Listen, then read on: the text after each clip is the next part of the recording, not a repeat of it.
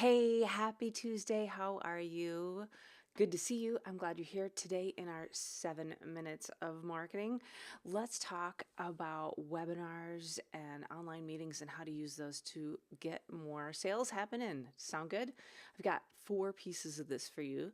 So the first one is first why webinars? Are people tired of them? What are the advantages? All right, here's some advantages of doing webinars. One, if you think about the cost per lead, it's pretty interesting. So if you just came back from a trade show like NAB or any other event and you think about the cost per lead, how much is that?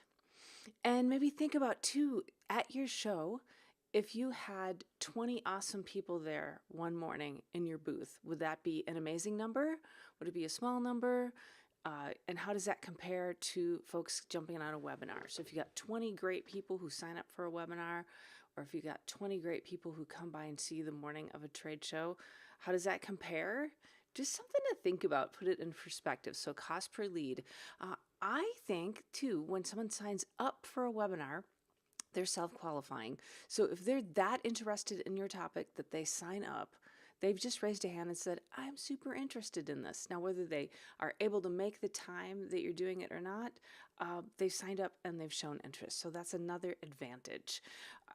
You can also reuse the content. So you can go ahead and make a guide with that, maybe a downloadable guide or some other piece of info that your customers, your clients, your prospects really want. And you can take it and use it for video clips as well. Webinars, any kind of video is a great way to build know, like, and trust, which of course, when people know, like, and trust you, they want to do business with you. So those are a few advantages just to consider and think about. All right. So the second thing to think about is what you're going to do. One idea is to keep it to about 20 minutes, maybe have three key ideas, and you could talk about the three top questions that you're always hearing. You know what they are, the things people ask you about all the time. So what are those three top questions?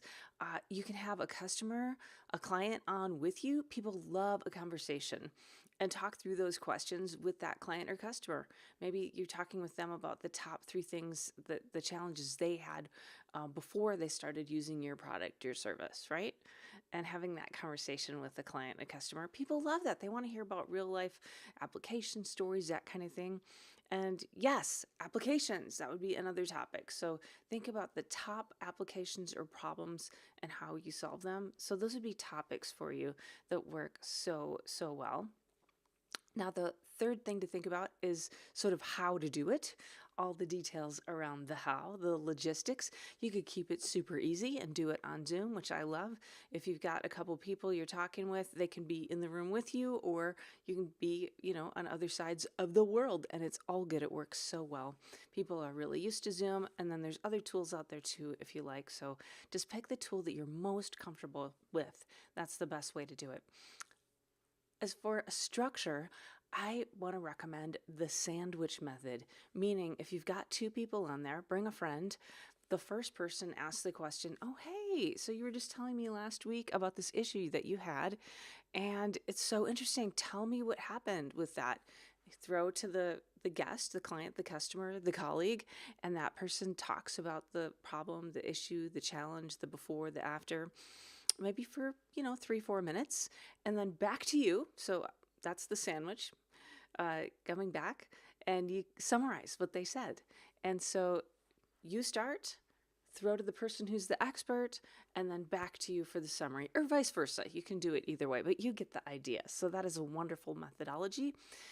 And finally, fourth thing to think about is the call to action. Just make it easy for people who sign up for your webinar, join your webinar, to take that next step with you. Give them a really easy next step. Hey, if this sounds interesting to you, let's jump on a call. Here's my booking link. If this sounds interesting to you, would you like a trial? Let us know here in the chat and we'll set it up.